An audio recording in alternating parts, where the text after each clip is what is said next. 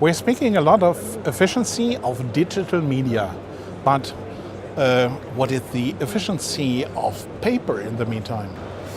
Well, I would like to re-question your question. I guess the real question is, what is the efficiency you would like to get as a marketeer or as a brand owner from your communication mix, and what is the role of print media and within print media of paper in this marketing mix or in this communication mix? And I think that we are really talking about a 360 communication, and within the 360 communication, print and paper will have a role. Role is changing, and we have to look into where is this role going to, but there always will be a role. But it really depends what are your communication targets as company. If you're a business to business, you will have different communication targets than if you're business to consumer, and the role of print and paper will be different in your communication mix.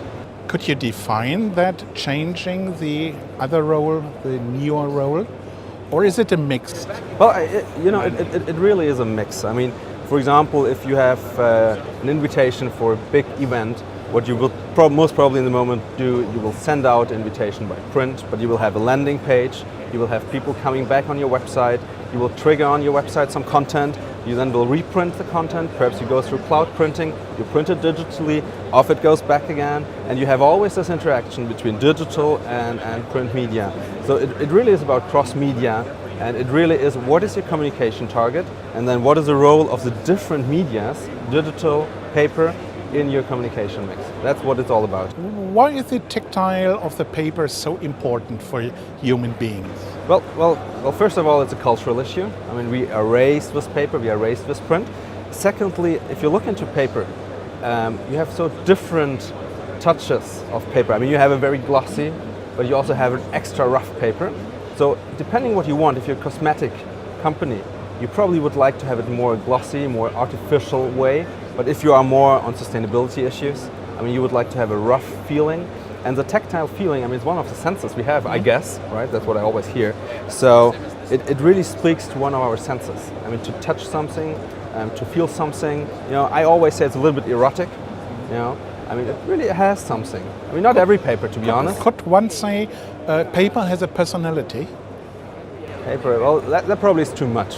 Paper adds personality. I mean, paper is a media it actually is a media which helps transporting personality. Okay. I think that I would agree with. Yeah. Okay. Are you happy about that, Drupa? I'm happy about Drupa. Well, for us it's great. I mean, we are a startup. We have developed a new business model. For us it's great to be in contact with guys like you, with all the, printing industry, with all the software developers. I mean, our business model, even if you're talking about paper, is very much driven by digital development.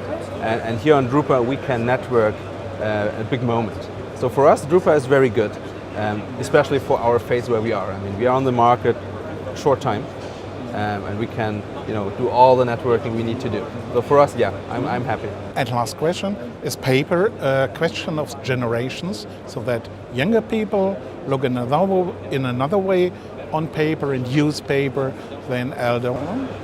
I wouldn't think so. Again, I would come back to the very first question. Print and paper always will have a role in the 360 communication, in the cross-media mix. We will look differently on paper. What we are not allowed to do is that every paper looks the same. I mean, we have also to look, and that's the responsibility of the paper industry, and for us as paper boys basically, that we have to supply the market with great papers, with touchy papers, with glossy papers, with different papers, to give the choice of different papers. The worst thing we could do is there's only a silk and a gloss paper. Then the question is, what is the why should I use really this paper? I cannot differentiate myself anymore in, for example, marketing collateral to my competitor. So it really is about, it's not a generation issue, it is an issue how do we communicate paper and how do we use print and paper in the communication mix. So we can summarize, paper has a future, yes, but it's not the same than the past.